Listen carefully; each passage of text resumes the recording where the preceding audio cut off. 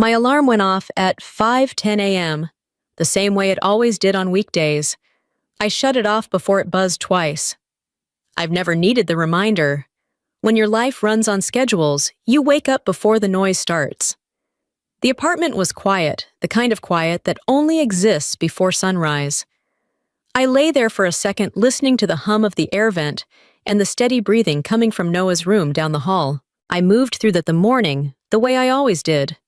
Shower, coffee, uniform already pressed from the night before. Lunch packed without thinking too hard about it. I didn't rush. Rushing creates mistakes, and mistakes follow you all day. That's true in the Navy, and it's true at home. By the time the kitchen light came on, Noah was already at the table with his notebook open. He was lining up his pencils like he had a system only he understood. 10 years old and already allergic to last-minute anything. "You're up early," I said. He shrugged without looking up. I wanted to finish this. That was Noah. Some people called kids like him anxious. I called it learned behavior. When one parent has a job that doesn't bend you, learn to plan. I poured him a glass of milk and set a banana next to his notebook. He ate without being told. Another habit neither of us remembered teaching him.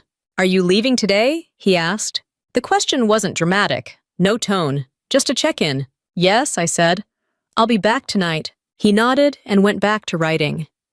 I didn't explain where I was going or what I'd be doing. I never did. He knew I was in the Navy. He knew I wore a uniform and went to meetings that ran long. That was enough. We left the apartment at 6:15. I walked him to the bus stop, even though he said he didn't need me to anymore. I watched him climb the steps, turn around, and give me a quick wave. Then the bus pulled away, and the day shifted gears. The drive to base was routine. Same roads, same coffee cooling in the cup holder, same mental checklist running quietly in the background. I'd learned a long time ago how to keep work and home separate, even when both demanded your full attention. You don't last long in my line of work if you let everything bleed together. At the office, no one cared that I was a single mom. They cared that contracts were clean, timelines were realistic, and nothing slipped through the cracks. I liked that. No guessing, no fake concern. Just expectations and accountability. By mid-morning, my inbox was already full. An internal review was coming up, and that meant double-checking everything I'd signed off on over the last quarter. Not exciting, but important. The kind of work no one notices unless it goes wrong. Around lunch, my phone buzzed. One missed call. My sister. I didn't listen to the voicemail right away. I already knew what it would be about. When I finally checked it, I was right. "Hey, Melissa," said her voice bright in that careful way she used when she wanted something. "We're doing dinner this Sunday. Mom really wants everyone there. I thought it'd be good for Noah. Family time and all that." Family time. That phrase always sounded like a suggestion and a judgment at the same time. I stared at the screen for a moment, then typed back, "We'll be there." I didn't add anything else. Sunday came fast. It always did. Noah spent the afternoon reading while I folded laundry and checked my watch more than I needed to. I dressed carefully. Nothing that screamed military. Nothing that looked like I was trying too hard. Just jeans, a sweater, and the quiet hope that it would be uneventful. The drive to my parents' house took 40 minutes. Noah watched the road counting something in his head. When we pulled into the driveway, Melissa's SUV was already there. "Your aunt's here," Noah said. "I see that." Inside the house smelled like roasted chicken and garlic. My mother hugged Noah first, then me. My father nodded from the living room without looking away from the TV. Melissa appeared from the kitchen with a smile that had been practiced. "There you are," she said. "We were starting to wonder if you'd make it." I checked the time. "We're early." She laughed like it was a joke and looked past me at Noah. "You've gotten so tall," she said, then glanced at his shoes. "Do you still have gym on Fridays?" "Yes," Noah said. "Good," she replied. "Routine matters." I watched Noah's shoulders stiffen just slightly. Most people wouldn't notice it. I did. Dinner was set quickly, plates passed, small talk filled the space. Melissa talked about her kids' schedules, their activities, how busy everything was. She talked about it like a badge. My mother listened. My father asked questions. No one asked about my week. Halfway through, Halfway through the meal, Melissa leaned back and smiled at Noah. So she said, "How's school?" "It's fine," he answered. "That's good," she said. "Kids really need consistency." My fork paused for half a second before I set it down. The room didn't change. No one raised their voice. No one reacted. But something shifted, subtle and unmistakable. Melissa didn't wait for a response. She rarely did. It just makes such a difference when things are stable. Two parents, predictable schedules. You know, I kept my voice even. "He's doing fine." "Of course he is," she said quickly. "I'm just saying, not everyone can handle a life that's always on call. Not every marriage survives that." Noah stared at his plate. That moment right there, the way a comment slips in like it belongs, that's when I realized something important. If this sounds familiar to you, drop a comment and tell me what people say when they think they're being helpful. And if you want more real family drama stories like this, you can subscribe. No pressure, just saying. Melissa took a sip of her water and smiled again. "I mean, some women choose the Navy. Others choose their families." I didn't respond. I focused on Noah's breathing, slow, steady. The way I taught him without ever saying it out loud. "Are you still on that unpredictable schedule?" she asked me like she was asking about the weather. "It works for us," I said. She nodded. "I guess it has to." Noah's fork hovered over his plate. He hadn't taken a bite in a while. I noticed. I always did. My mother changed the subject. My father cleared his throat. The conversation moved on, but the words didn't disappear. They never do. They settle. They wait. And as I sat there listening, watching my son go quieter by the minute, something I'd been ignoring for a long time finally started to feel a lot heavier than it should have. I noticed Noah's fork stop moving before anyone else did.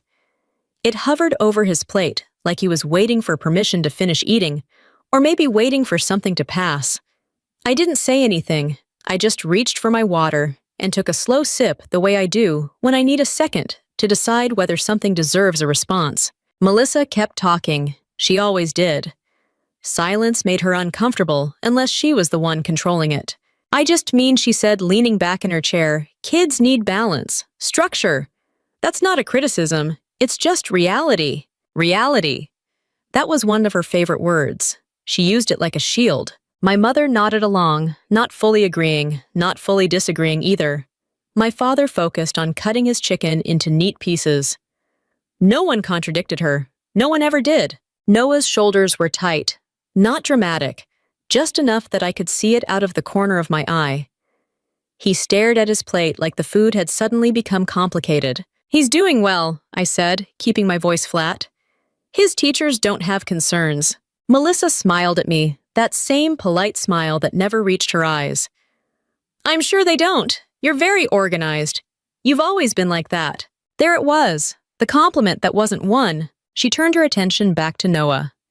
"Do you like school?" "Yes," he said. "That's good," she replied. Some kids struggle when things are inconsistent. Noah didn't answer. He took a small bite and chewed slowly. I watched him swallow. I watched the way he sat straighter when adults spoke, like he was bracing for something he didn't quite understand, but had learned to expect. Melissa reached for her wine glass. "I don't know how you do it," she said to me. "Between the Navy and everything else. It takes a special kind of person." I waited. I'd learned that when Melissa framed something as admiration, the other half was coming. "Not everyone's built for that kind of marriage," she added. "Some people need their partner around more. Emotionally, I mean." My mother shifted in her seat. "Melissa, I'm not blaming anyone," Melissa said quickly. "I'm just saying it's hard. Especially for kids. They notice things." Noah's fork clinked softly against his plate. He froze like the sound had surprised him. I set my napkin down carefully. "He's not confused," I said. "He knows what our life looks like." Melissa tilted her head. "Kids don't always say what they feel." I met her gaze. Neither do adults. That earned me a small laugh from my father. But it didn't change anything. Melissa smiled and took a sip of wine, like she'd made her point, and moved on. Dinner continued. The conversation drifted to vacations, school fundraisers, things that felt safe. Melissa talked about how busy her kids were, how full their schedules were. My mother listened. My father asked about sports. Noah ate slowly, methodically, like he was counting bites. I caught him lining up his peas again. Perfect little rows. I knew that habit. It showed up when he was trying to stay calm. When dessert came out, Noah shook his head. I'm full. Melissa raised an eyebrow. Already? He nodded. Yes. She smiled again. Sensitive like his mom, she said lightly, like it was a joke everyone was supposed to laugh at. No one did. I felt something tighten in my chest. Not anger, not yet. More like the quiet realization that this wasn't accidental, that it hadn't been for a long time. We didn't stay much longer after that. I thanked my mother, said goodnight to my father, and told Melissa we'd talk soon. She hugged Noah and whispered something I couldn't hear. He nodded politely. On the drive home, the radio stayed off. The road was dark, familiar. Noah watched the streetlights pass, counting again. You okay? I asked. Yeah, he said. Too fast. I didn't push. Pushing only made him shut down. When we got home, he went straight to his room. I heard his backpack hit the floor. Then the quiet click of his desk lamp. I stood in the kitchen longer than I needed to, staring at the counter like it might tell me something useful. Later, when I checked on him, he was sitting on his bed with a notebook, open pencil resting in his hand. Not writing, just holding it. You want help? I asked. He shook his head. I'm done. I sat beside him anyway. We didn't talk at first. I didn't rush it. Mom, he said finally. Yeah. Is Aunt Melissa mad at you? The question caught me off guard. Why would she be? He shrugged. She talks like that. Like what? He looked down at this notebook. Like something's wrong. I chose my words carefully. Sometimes people confuse opinions with facts. He nodded, but he didn't look convinced. Did I do something? He asked. No. Did Dad leave because of me? That one landed hard. I didn't hide it. I didn't panic either. No, I said. Your dad left because adult relationships are complicated, not because of you. Not ever. He nodded slowly. Okay. But he didn't look relieved, just quiet. After he went to sleep, I stood in the hallway and watched him for a minute. He slept on his side knees, tucked slightly, one hand curled near his face. He looked younger when he slept, less careful. I went back to the kitchen and opened my laptop. Not for work, for the school portal. I skimmed messages from his teacher attendance notes, upcoming assignments. One message stood out. Nothing dramatic. Just a line about Noah hesitating to raise his hand in class lately. Second-guessing answers he used to give confidently. I closed the laptop and leaned back in my chair. This wasn't about one dinner or one comment. It was a pattern. Small remarks stacking up, each one light enough to ignore on its own, heavy enough together to change how a kid saw himself. I thought about how often I'd told myself it wasn't worth addressing. That staying calm was better than making things awkward. That family harmony mattered. I also thought about how precise I was at work. How I corrected small errors before they became bigger ones. How I never ignored patterns just because they were inconvenient. The next morning, Noah ate his breakfast without lining up his food. That caught my attention more than it should have. He moved slower, quieter. Bus coming early today? I asked. He shook his head. No. We walked out together at 6:15 like always. At the bus stop, he climbed the steps, turned around and waved. Same routine, same timing. But he didn't smile. I stood there a moment longer than usual after the bus pulled away, hands in my pockets, watching the empty street. I didn't feel angry. I felt alert, like something had shifted from background noise to something I couldn't ignore anymore. By the time I got in the car, I already knew one thing for sure. Whatever I'd been calling keeping the peace was starting to look a lot like teaching my son to absorb things that weren't his to carry. I kept my hands on the steering wheel longer than necessary before pulling out of the bus stop. The street was empty, quiet in that early morning way that usually helps me reset. That day, it didn't. My mind stayed on the way Noah hadn't smiled when he waved. At work, the day filled itself the way it always did. Meetings stacked. Emails flagged. A reminder about the upcoming audit popped up before I'd even finished my coffee. I focused on what was in front of me because that's what I'm good at. I've never been the type to spiral. I deal with what's measurable. Still, small things followed me around. I found myself rereading messages before sending them. Double-checking numbers I knew were right. That usually means something's off, even if you can't put your finger on it yet. Around noon, my phone buzzed.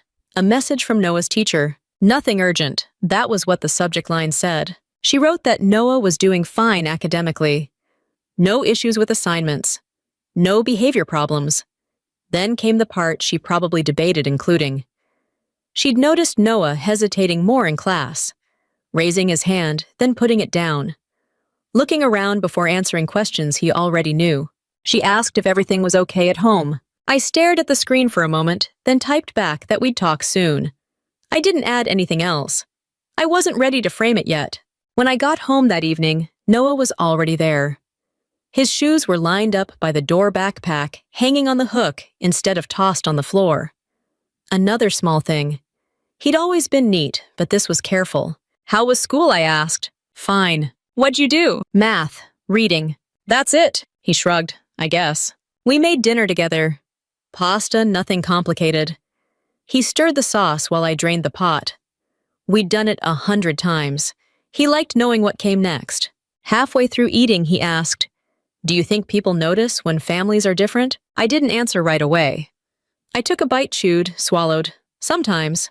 Do they think it's bad? Some do, I said. Some don't. He nodded like he was filing that away. Okay. After dinner, he went to his room to work on homework. I stayed in the kitchen and cleaned up slower than usual. I wiped the counter twice. Didn't need to. Just needed something to do. Later, when I checked on him, his desk was neat, notebook open. He was writing carefully, erasing more than he usually did. You don't have to make it perfect, I said. I know. Then why erase it? He looked at the page. I don't want it to sound wrong. Wrong how? He shrugged. Like complaining? I let that sit. Writing about your life isn't complaining. He nodded, but his pencil stayed still. That night, after he went to bed, I took the trash out. On top of the bag was a folded piece of paper. Not torn, just folded once like he'd thought about it and changed his mind. I unfolded it on the counter. It was a short paragraph. A school assignment, probably. Describe your family. I live with my mom. My dad doesn't live with us anymore. My mom works a lot. I try not to bother her. I think she gets tired. That was it. No anger, no drama, just facts the way a kid understands them. I stood there longer than I should have. Reading it again didn't change anything. It just made it heavier. The next few days moved fast. School, work, meals, homework. Nothing outwardly wrong, but once I started paying attention, the changes were everywhere. Noah started asking if I was proud of him for things I'd always assumed he knew the answer to. Taking out the trash, finishing homework early, setting the table without being asked. One afternoon, I found him stacking the mail into neat piles, even the junk. You don't have to do that, I said. I know, he replied. I just thought it'd help. Help with what? He hesitated. Stuff. That night, while I was washing dishes, he stood in the doorway and watched me. Not in the usual way, like he was waiting for the right moment. Mom, yeah. Do you think Dad would have stayed if you didn't have your job? I turned the faucet off. The kitchen went quiet, except for the hum of the fridge. No, I said. I don't. Are you sure? Yes. He looked down at the floor. Aunt Melissa said some jobs make family hard. I took a breath. Slow, controlled. Some jobs are hard, I said. That doesn't mean they ruin families. He nodded. She said kids can feel it. What did you feel? I asked. He thought about it. Like I should be better. That was when it clicked. Not all at once. More like a slow, uncomfortable alignment of pieces I'd been pretending weren't connected. This wasn't about divorce, or the Navy, or even Melissa, not really. It was about what happens when a kid hears the same message enough times and starts translating it into something personal. I sat down across from him. You don't need to earn your place here, I said. You already have it. He nodded, but his eyes stayed cautious. At work the next day, I caught myself thinking about patterns again. The way small errors compound. The way ignoring early signs always costs more later. That afternoon, I got a notification from my bank. Nothing alarming, just an automatic transfer confirmation, one I'd seen before. I opened it, checked the details, and felt a familiar tightness in my chest. I hadn't connected this to anything else before. It lived in a separate box in my head, something I handled quietly and moved on from. Standing there in my office phone in hand, I realized how many boxes I'd been maintaining. Work, family, extended family, finances.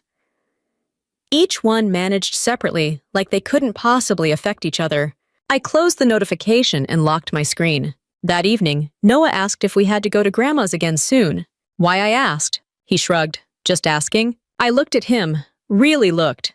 The way he waited for my answer, the way he braced for it. We'll see, I said. He nodded, not relieved, just accepting. Later, as I packed his lunch for the next day, I caught myself moving slower, more deliberate.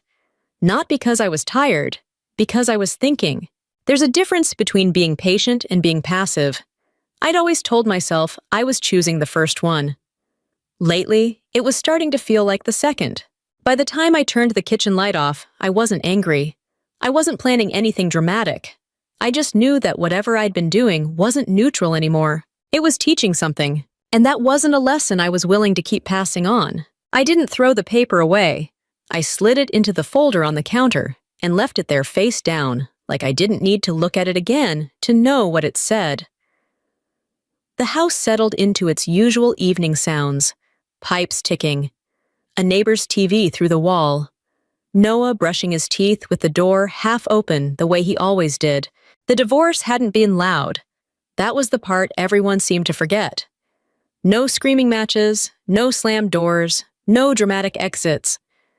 Just a slow accumulation of conversations that ended the same way with both of us realizing we were tired of explaining ourselves. We'd tried schedules. We'd tried calendars on the fridge. We'd tried promising to be more flexible than failing at it. He didn't hate my job. He hated how it rearranged everything without asking. I didn't hate him. I hated feeling like every decision came with an apology. When we signed the papers, we agreed on one thing quickly. Noah came first. We didn't argue about that. We argued about almost everything else. To my family, though, the story simplified itself. Andrea chose the Navy. The Navy cost her marriage. End of discussion. Melissa loved that version. It fit neatly into her worldview. Careers were fine as long as they didn't inconvenience anyone else. The next family gathering was a birthday dinner for my father. Same house, same table, different menu. Melissa arrived early as usual, already mid-conversation when we walked in. There she is, she said, smiling at me. Fresh off another long week. I hung my jacket up and nodded, something like that. She glanced at Noah. Your mom's always busy, huh? He shrugged. She works. Melissa laughed lightly. I know, I just mean some jobs don't let go. Dinner started smoothly enough. Stories about work, complaints about traffic. My mother asked Noah about school. My father talked about a neighbor's new truck. Then Melissa leaned back and said, You know, I was talking to someone at work the other day. Her sister's in the military, too. Marriage didn't last. No one asked her to continue. She did anyway. It's hard to compete with that kind of commitment, she added. Some people don't realize it until it's too late. I kept my eyes on my plate. I'd learned that responding too quickly gave her exactly what she wanted. My mother cleared her throat. Every marriage is different. Of course, Melissa said. I just think kids need to see stability, consistency. 2 parents showing up. Noah shifted in his seat. Not enough to draw attention. Enough for me to notice. He sees that, I said. Just not in the way you're describing. Melissa smiled at me, patient, almost pitying. I'm not judging. I just think priorities matter. I took a breath. They do. She nodded. Exactly. That was the problem. She thought we were agreeing. Later, while plates were being cleared, she added, I mean, some women don't know when to put family first. The table went quiet for a beat, not uncomfortable, just thin. My father laughed awkwardly. All right, let's not turn this into a debate. Melissa held her hands up. I'm just being honest. Honest. Another word she liked to hide behind. On the drive home, Noah didn't say anything. He stared out the window, fingers tracing patterns on the glass. She was talking about you, he said finally. I know. Did you do something wrong? No. Then why does she talk like that? I kept my voice steady. Because it makes her feel right. He nodded, but his jaw stayed tight. At home, he went straight to his room. I heard him close the door more carefully than usual. The next week, my schedule shifted. An internal review meant longer days, earlier mornings. I told Noah ahead of time. Wrote it on the calendar, left notes. He adjusted without complaint. That part never worried me. What worried me was how often he checked the calendar, like he was confirming something. One evening, as I was sorting mail, he hovered near the counter. Mom, yeah. Do you think Aunt Melissa thinks I'm messed up? The word hit harder than it should have. Why would she think that? He shrugged. She says stuff. I set the mail down. What stuff? About families, about dads. I nodded. She doesn't get to decide that. He looked at me. Then why does she say it? I didn't have a clean answer, not one that fit into a sentence. The following Sunday, my mother called. Casual, cheerful. Asked if we were coming by later. Melissa would be there. I looked at Noah, sitting at the table homework, spread out neatly. He wasn't listening, but he was always aware. Sure, I said. We'll stop by. When we arrived, Melissa greeted us like nothing had happened. That was her skill. Resetting the tone without resetting the behavior. During dinner, she waited longer this time. Let the conversation breathe. Then, as my mother was talking about an upcoming holiday, Melissa said, Do you think you'll be able to take time off for that? I'll see, I said. She smiled. That's always the answer, isn't it? I didn't respond. She turned to Noah. Does it bother you when your mom's gone a lot? He froze, just for a second. No, he said quietly. That's good, she replied. Some kids don't handle it well, especially after divorce. My fork stopped midair. My father looked up. Melissa, what she asked. I'm asking a question. He's right here, my mother said. So am I, Melissa replied. Kids should be able to talk about things. I set my fork down, slowly, deliberately. He doesn't owe anyone an explanation. Melissa tilted her head. I'm just concerned. There it was again, that word. I know I said, you've made that clear. The room shifted, not enough to stop her, enough to register. She laughed softly. You're defensive. I'm attentive, I replied. She rolled her eyes. You always do this. You act like any comment is an attack. I met her gaze. You talk about my divorce like it's a punchline. She scoffed. Oh, come on. Not everything is a joke, I said. Noah pushed his chair back slightly. Not leaving, just creating space. I placed my hand on the table. Not to make a point, to ground myself. Melissa leaned back. If you didn't want opinions, you shouldn't have made such unconventional choices. I looked at Noah. His eyes were fixed on the table. In that moment, something clarified. Not in a dramatic way, in a practical one. This wasn't about correcting Melissa or changing her mind. It was about understanding what my silence was allowing. I picked up my water glass and took a sip. Cold, steady. I didn't make unconventional choices, I said. I made necessary ones. She opened her mouth to respond. I didn't wait for it. I stood up and told Noah to grab his jacket. He did without hesitation. As we walked out, I didn't feel triumphant. I didn't feel guilty either. I felt precise, the same way I do when I realize a process isn't working the way it's supposed to, and that adjusting it isn't optional anymore. I didn't turn the radio on right away. I drove with the windows cracked, letting the night air cut through the tightness in my chest. Noah sat quietly, seatbelt snug, jacket folded in his lap. When we stopped at a red light, he glanced at me, then back out the windshield. Thanks for leaving, he said. For what? For not making me answer. I nodded. You never have to perform for adults. That landed. I could tell by the way his shoulders dropped just a little. Back home, the routine took over. Shoes by the door, hands washed, leftovers warmed. Noah ate without commentary. He didn't line up his food this time. Another small shift. I noticed. I didn't point it out. After he went to bed, I opened my laptop and pulled up the work calendar for the week. An internal review meeting was scheduled first thing Monday. Not unusual. What caught my eye was the scope. Contract audits, vendor compliance, payment timelines. My lane. I've always kept my work simple when I explain it. Logistics, planning, oversight. I don't talk about consequences. I don't talk about what happens when things slip. It's not secrecy, it's discipline. You don't bring work noise home unless it belongs there. I checked my email. A flagged message from finance. Automatic but specific. Payment discrepancy resolved. Account current. I knew the account number before I finished reading. I leaned back in my chair and stared at the ceiling. The light hummed softly, familiar, grounding. Months ago, Melissa had called me late voice tight in a way she didn't bother hiding. Mark had been laid off. It was temporary, she said. Just a gap. But the mortgage refinance they'd done the year before was biting back. Adjustable terms. Bad timing. She didn't ask outright. She never did. She talked around it. About stress. About the kids. About how embarrassing it was to even bring it up. I told her I'd look at the paperwork. Co-signing wasn't dramatic. It was math. Credit scores. Ratios. Risk. I knew exactly what it meant. I also knew the house mattered more to the kids than to the adults who lived there. So I signed. Quietly, no announcement. No conditions spelled out because I assumed respect didn't need to be negotiated. When the first shortfall notice came, I covered it.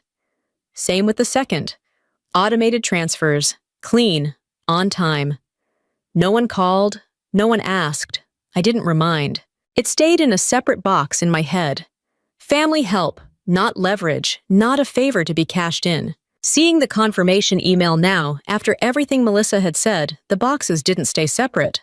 The next morning, I moved through my routine like always. Shower, coffee, uniform. Noah ate cereal and read the back of the box like it held secrets. "Are you going to Grandma's again this week?" he asked. I paused, then said no. He looked up, okay. No follow-up, no relief, just acceptance. At work, the review started on time. We went through documents line by line. Payment histories, compliance checks. When my turn came, I explained the discrepancy and the resolution. No drama, just facts. After the meeting, my supervisor pulled me aside. "You're solid as always," he said. "But you've got a lot on your plate. Make sure you're not carrying things you don't need to." I smiled. I am. It wasn't a lie. Not yet. That afternoon, Melissa texted. A photo of her kids at soccer practice. No message, just the image. I didn't respond. Later, another message came through. "Are you mad?" I typed no and stopped there. At home, Noah was quieter than usual, but lighter somehow. He finished his homework without erasing half the page. When he got a problem wrong, he didn't freeze. He corrected it and moved on. "Can we go to the park tomorrow?" he asked. "Sure, even if you're tired." I smiled. Especially then, we went. The park was mostly empty. He climbed the structure without looking back to check if I was watching. That was new. I sat on the bench and answered emails on my phone until he called out, "Did you see that?" I did. That night, after he fell asleep, I opened the folder on the counter. The one I'd slid the paper into days ago.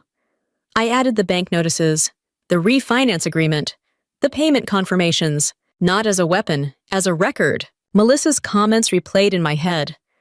About priorities, about stability, about choosing family. The irony wasn't lost on me, it just wasn't funny. The following Friday, my mother called. Her tone was different, less cheerful. "Melissa's stressed," she said. "They're figuring things out." "I know," I replied. "She says you've been distant. I've been busy. She thinks you're upset." I considered correcting that. I didn't. "I'm focused," I said instead. My mother sighed. "Family helps family." "Yes," I said. "And family doesn't undermine children." There was a pause. Did she say something again? I looked at the folder on the counter. She's been saying things for years. My mother didn't argue. That told me more than a defense would have. Over the weekend, Melissa sent another message. "We should talk." I didn't reply. Sunday came. I made breakfast with Noah. Pancakes. He flipped one successfully and grinned like he'd won something. "Can I invite Ben over next week?" he asked. "Of course." He nodded. "Good." Later, while he played in his room, I sat at the table with the folder open. I didn't feel angry. I felt methodical. The way I do before a review. When you lay everything out and see how it actually works. Not how you told yourself it did. I realized something simple and uncomfortable. I'd been managing risk everywhere except where it mattered most. I closed the folder and slid it into my bag. Not because I planned to use it, because pretending it didn't exist was no longer an option. When Noah came back into the kitchen, he glanced at the bag. "Work stuff." "Some of it," I said. He nodded satisfied. "Okay." I watched him pour himself a glass of water, careful not to spill, then carry it to the table with both hands. That was the moment I understood the pattern clearly. What he was learning, what I was modeling. and what needed to stop being absorbed quietly, like it didn't count. I zipped my bag and set it by the door without thinking too hard about it. Overthinking had never helped me make good decisions. Preparation did. The folder stayed inside flat against the side where I wouldn't forget it, but also wouldn't feel it pressing against my arm every time I moved. Noah watched me from the kitchen table while he finished his homework. "Are we going somewhere?" he asked. "Yes." "Grandma's?" "Yes." He nodded once and went back to his math. No questions, no complaints. That was the part that bothered me. He'd learned how to adapt too well. I changed into clean jeans and a sweater. Nothing sharp. Nothing that suggested I was ready for a fight. I wasn't. I just wasn't interested in being careless anymore. The drive over was quiet. Noah stared out the window, counting something again. I didn't ask what. Some habits aren't problems. They're anchors. When we pulled into the driveway, Melissa's SUV was already there. My stomach tightened, not from nerves but from recognition. The pattern was already in motion. Inside the house buzzed with the low-level chaos of family dinners. Plates clinking. My mother moving between the stove and the table. My father adjusting his chair. Melissa talking already mid-story, as if we'd been there the whole time. "There you are," she said, smiling brightly. "We were just talking about schedules." Of course they were. Noah greeted his grandparents politely and took his usual seat beside me. I set my bag down against the wall near my chair, close enough to reach without making a show of it. Dinner started the way it always did. Weather, traffic, someone's coworker, someone else's vacation plans. Melissa talked about how busy her kids were, how full their calendar was. She said it like exhaustion was proof of success. I ate slowly, watched, listened. Halfway through the meal, Melissa leaned back and glanced at me. "So," she said, "how's work?" "Busy," she laughed. "Isn't it always?" "Yes." She took a sip of wine.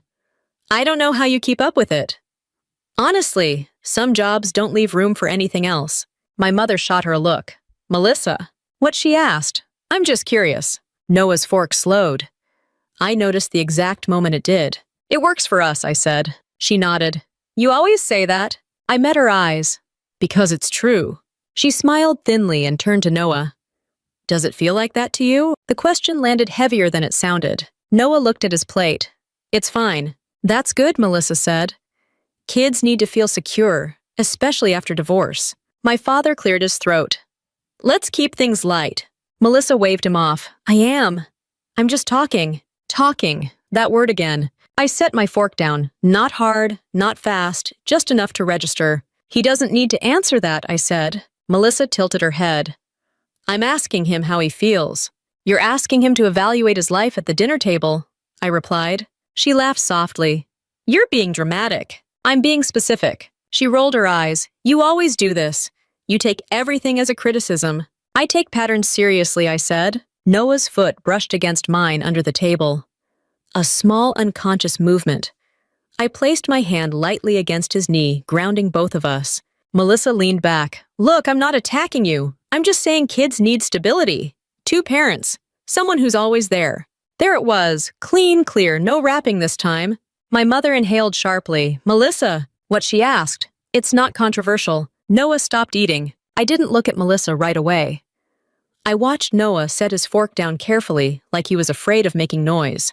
"That's enough," I said. Melissa raised an eyebrow. "Excuse me? You don't get to frame my son's life as a deficiency," I said. "Calm, even," she scoffed. "I didn't say that. You implied it." My father leaned back in his chair. "Let's all calm down." I nodded. "I am calm." Melissa laughed. "You don't sound calm." I reached for my water and took a sip. "Cold, steady. Kids pick up on things," she continued, "even if we pretend they don't. It must be hard for him not having his father around." Noah's shoulders drew in. His breathing changed, shorter, shallower. That was the moment something shifted from awareness to decision. I didn't raise my voice. I didn't interrupt her next sentence. I simply reached down, grabbed my bag, and pulled out the folder. I set it on the table between us. The sound wasn't loud. It didn't need to be. Melissa stared at it. "What's that?" "Context," I said. My mother looked confused. "Andrea," I opened the folder and slid the first page forward. then the second. Melissa's smile faded. "That's private," she said. "It's factual." My father leaned forward. "What are you doing?" "I'm responding," I said. "Since we're evaluating stability." Melissa laughed nervously. "This is inappropriate." "So was your comment," I replied. She looked at the papers again. "You can't just, I can," I said. "And I am." Mark finally looked up from his plate. His eyes scanned the page. His jaw tightened. "Melissa," my mother whispered. "This is a misunderstanding," Melissa said quickly. "It's old." "It's current," I said. Mark didn't say anything. That told me enough. My father stood slightly. "Andrea, this has gone far enough." "I haven't gone anywhere," I said. "I'm sitting right here." Noah looked up at me then. His eyes searched my face. I met his gaze and nodded once. Not encouragement. Assurance. Melissa's voice dropped. "You're doing this because I hurt your feelings." I shook my head. "You did this because you spoke in front of him." She scoffed. "You're overreacting." "I've been underreacting for years," I said. The room went quiet in a different way now. Heavier, focused. I closed the folder halfway, leaving it visible. "I didn't bring this to embarrass you," I said. "I brought it because you seem very comfortable judging my life." Melissa crossed her arms. "So this is revenge now." I met her gaze. "This is a boundary."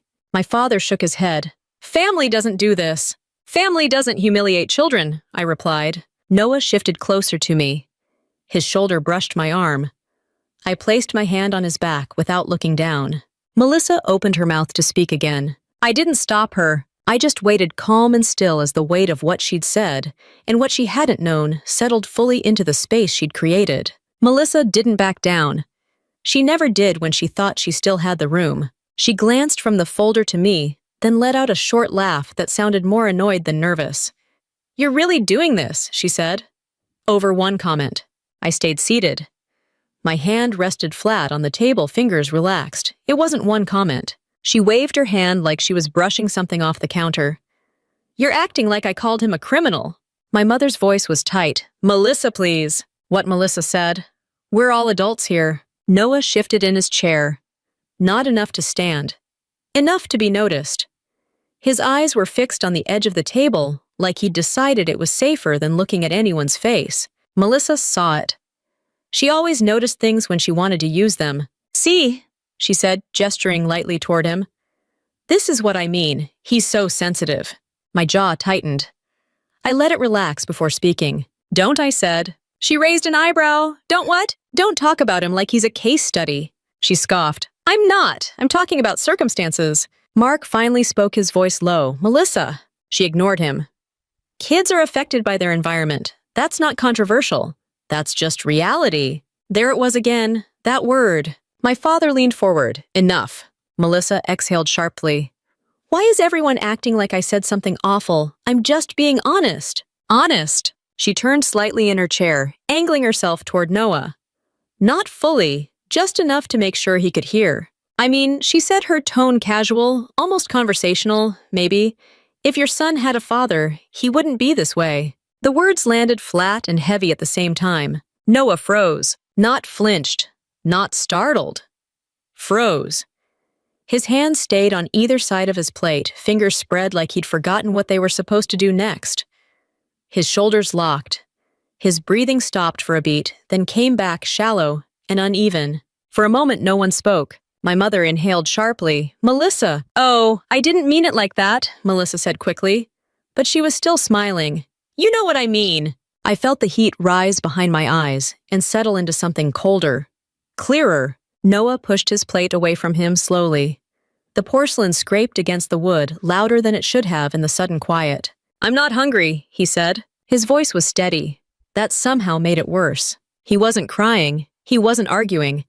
He was doing what he always did when something hurt too much. He was removing himself. My father stood halfway up from his chair. That was out of line. Melissa rolled her eyes. "You're all being dramatic." I hadn't moved yet. I hadn't raised my voice. I hadn't said anything. That was the difference this time. I placed both hands flat on the table and leaned forward just enough to make eye contact with her. "You don't get to explain my son's existence," I said. She scoffed. "I wasn't explaining him. I was explaining why things are harder." "For who?" I asked. She hesitated for half a second. "For kids like him." I nodded slowly. "Say that again?" She laughed nervously. You're twisting my words. No, I said. I'm asking you to hear them. My mother reached for Noah's arm. Sweetheart, he pulled back gently. It's okay. I turned to him. No, it's not.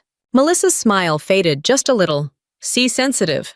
That word, again, like a diagnosis, like evidence. I stood up then, slowly, deliberately, not to tower over anyone, to change the dynamic. Noah stayed seated. I placed a hand on his shoulder. Steady, grounding. Apologize, I said. Melissa blinked. For what? For speaking about a child like he's broken. She laughed sharp and incredulous. You're unbelievable. Apologize, I repeated. My father rubbed his forehead. Andrea, let's all calm down. I looked at him. I'm calm. Melissa crossed her arms. I'm not apologizing for telling the truth. That wasn't truth, I said. That was cruelty. She shook her head. You always do this. You make everything extreme. I reached down and picked up the folder again, tapping it lightly against the table once.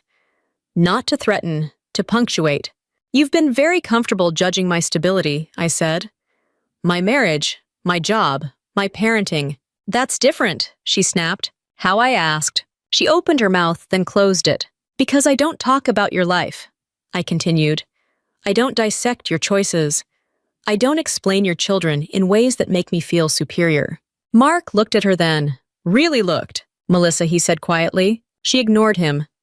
You think bringing paperwork to dinner makes you right? I think calling a child a problem makes you wrong, I said. Noah finally looked up. His eyes met mine, unsure searching.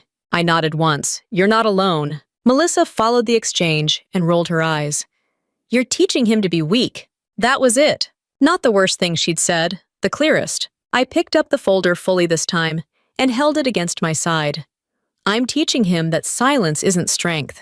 My father straightened. Andrea. I met his gaze. You let this happen. His mouth opened, closed. Melissa laughed again, but it sounded thinner now. So what? You're going to punish us? I shook my head. I'm done absorbing this. She stepped closer to the table. You think you're better than us? I didn't hesitate. I think I'm responsible. For what she snapped. For what he hears, I said, nodding toward Noah. And what he learns about himself. The room felt off balance now, like everyone could feel something had shifted, but didn't know where to stand. Noah stood up quietly and moved closer to me. He didn't say anything. He didn't need to. His shoulder brushed my arm, steady and intentional. Melissa watched that, her expression changing from irritation to something else. Something less comfortable. You're making a scene, she said. I looked at her. You already did. My mother's eyes were wet. Melissa, you went too far. Melissa shook her head, backing away slightly. I was trying to help. No, I said. You were trying to be right. The silence that followed wasn't awkward. It was heavy, dense. The kind that doesn't fill itself with small talk. I didn't rush to break it. I just stood there, one hand on my son's shoulder.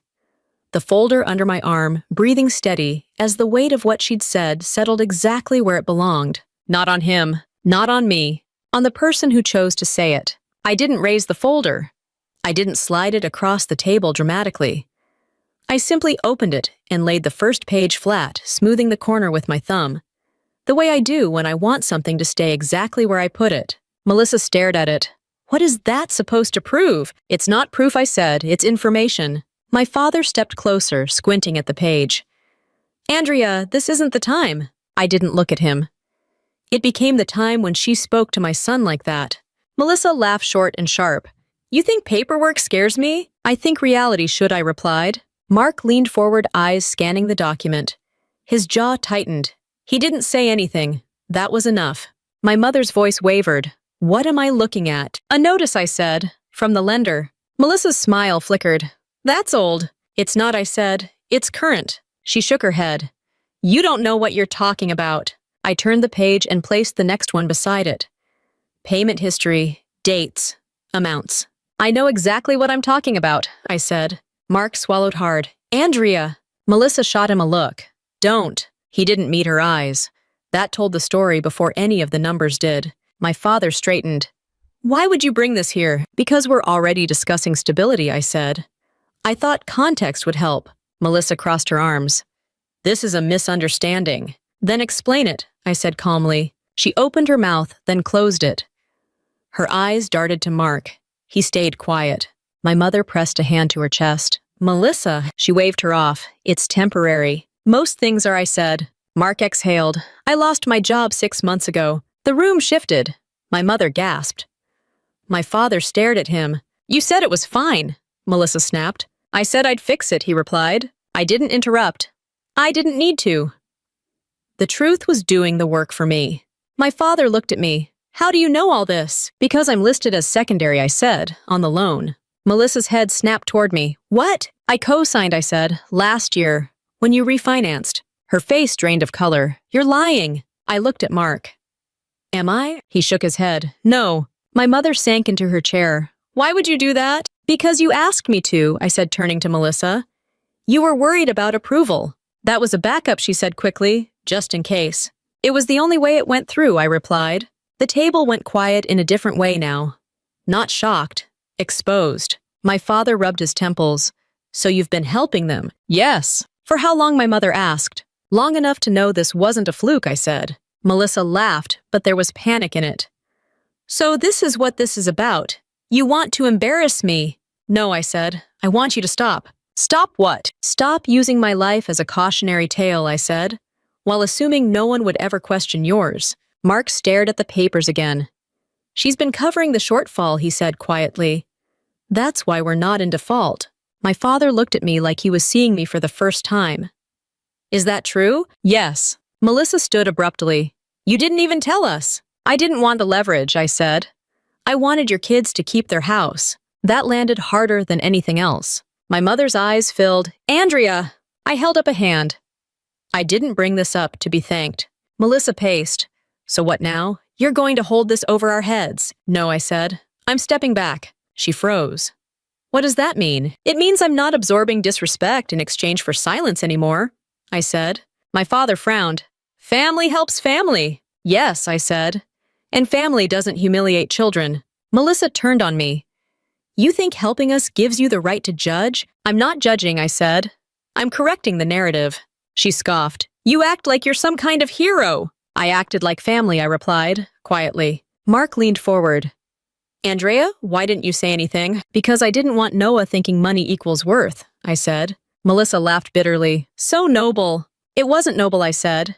It was practical. My father exhaled sharply. This dinner is over. I stayed seated. I'm not finished. Melissa stared at me, anger giving way to something else.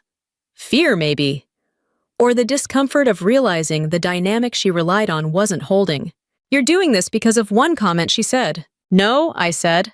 I'm doing this because you said it in front of him. Noah stood beside me now. He hadn't said a word. His presence was enough. His shoulder pressed lightly against my arm, steady. My mother whispered, Sweetheart, I'm so sorry. He nodded politely. It's okay. I looked at Melissa. He learned that from me. She flinched. Mark rubbed his face. What happens now? I didn't rush the answer. The last payment I made is being reversed. Melissa's eyes widened. You can't. I can, I said. And I did. My father slammed his hand on the table. This is vindictive. This is a boundary, I replied. For whom, he demanded. For the child who just learned his worth isn't up for debate, I said. Melissa shook her head. You're punishing us. No, I said. I'm letting you handle your own life. Mark's voice dropped. How much time do we have? 45 days, I said. Less if nothing changes. The room felt unbalanced now, like everyone was standing on uneven ground. Melissa looked at me, eyes glossy. You could fix this. I could, I said. And I won't. My mother stood reaching for my arm. I stepped back gently. I won't teach him that cruelty gets rewarded, I said. Noah's hand found mine. He squeezed once, not tight, certain. Melissa sank back into her chair, staring at the papers like they'd rearranged something permanent. I gathered the folder and tucked it back into my bag. Not as a victory, as a conclusion to something that had been quietly running far too long. I didn't raise my voice. I didn't gloat. I didn't explain myself again. I just stood there, steady, while the assumptions that had filled that room for years finally ran out of space to hide. I picked up my keys without rushing. Not because I was calm enough to linger, but because moving too fast would have turned the moment into something louder than it needed to be. Noah stayed close to me, his shoulder brushing my side as we walked toward the door. No one tried to stop us. That silence said more than any argument could have. The porch light cast a dull yellow circle over the driveway. The night air felt cooler than I expected. Grounding. I unlocked the car and waited for Noah to get in before taking my seat behind the wheel. The door closed with a solid click, final without being dramatic. As I started the engine, my phone buzzed in my bag. I didn't check it. We drove in silence for a few minutes. Not the heavy kind, just quiet. The road was familiar, the turns automatic. Noah stared out the window, not counting this time. "Mom," he said. "Yes." Was she right? I kept my eyes on the road. About what? About me. "No." He nodded, absorbing it. "Okay." That was it. No follow-up, no spiral, just acceptance. I felt something loosen in my chest that I hadn't realized I'd been holding on to. At a red light, he shifted in his seat. "You didn't yell." "I didn't need to. That's not how it happens in movies. Real life isn't written by people who clean up afterward," I said. He smiled slightly, then looked back out the window. When we got home, the apartment felt smaller than usual. Not cramped. Intimate. Ours. Noah dropped his shoes by the door and headed straight for the kitchen. "Can we do pizza?" he asked. "Yes." He set the table without being asked. 2 plates, 2 napkins. He paused, then reached for a third napkin out of habit before putting it back. I noticed. I didn't comment. While we waited for delivery, he sat at the table and started talking about school. A project he was excited about. A kid who sat next to him in math. Normal things.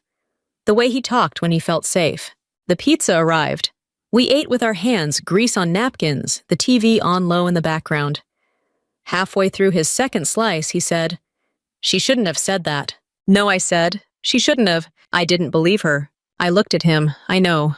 He nodded, satisfied, and kept eating. Later, we sat on the couch and watched a movie we'd both seen before.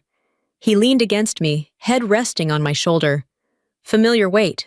Steady. My phone buzzed again. I silenced it without looking. Noah glanced at it, then back at the screen.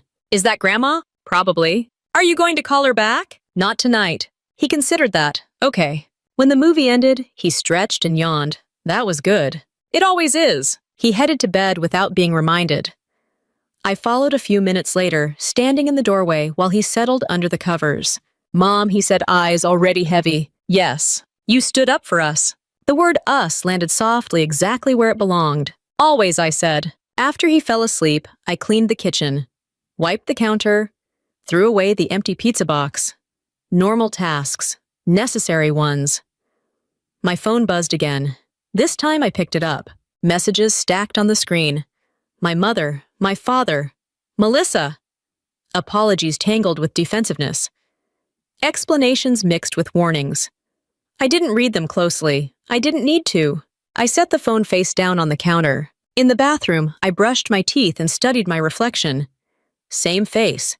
Same tired eyes. But something behind them had shifted. Not hardened, clarified. In bed, I lay on my back and listened to the building settle. Pipes ticking, distant footsteps, a neighbor's TV through the wall. The usual sounds, comforting in their predictability. I thought about all the dinners I'd sat through, nodding politely, all the comments I'd let slide, because correcting them felt like more work than they were worth. I thought about the folded paper in the trash, about the way Noah lined up his food when he was anxious, about how much he'd been carrying quietly. I realized something uncomfortable and necessary. I hadn't been protecting him by staying quiet. I'd been teaching him how to disappear. The next morning, my alarm went off at 5:10 a.m. I shut it off before it buzzed twice. The apartment was quiet. Noah slept down the hall, his door cracked open the way he liked it. I moved through my routine with the same precision as always. Shower, coffee, uniform pressed the night before, lunch packed. At the kitchen table, I left a note by Noah's cereal bowl. "Proud of you, always." By the time he woke up, I was at the door.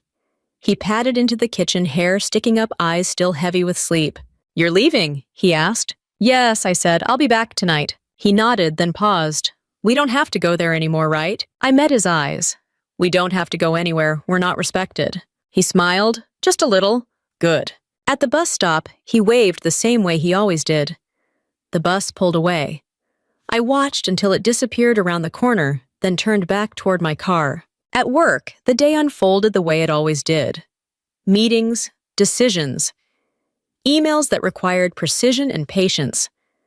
I handled them all with the same steady focus, but something felt lighter, not easier, clearer. At lunch, I checked my phone again. One new message from my mother. "I'm thinking about what you said." I didn't respond. That evening when I got home, Noah was already there. Homework spread across the table, focused and steady. He looked up when I came in. "How was work?" he asked. "Busy," I said. "Necessary busy." He grinned. "That's your word." He was right. We worked through his math problems together, arguing lightly over the best way to solve one. When we finished, he leaned back in his chair, satisfied. "Mom," he said. "Yes. I don't think I'm broken." I smiled. "You never were." He nodded like that settled it and went to wash his hands for dinner. I stayed at the table a moment longer, listening to the water run, feeling the quiet of the apartment settle into something solid. I didn't feel victorious. I felt aligned, and for the first time in a long time, that felt like more than enough. If stories like this resonate with you, real family drama, quiet revenge, and hard choices that feel true, consider subscribing to the channel. More family revenge stories like this are coming.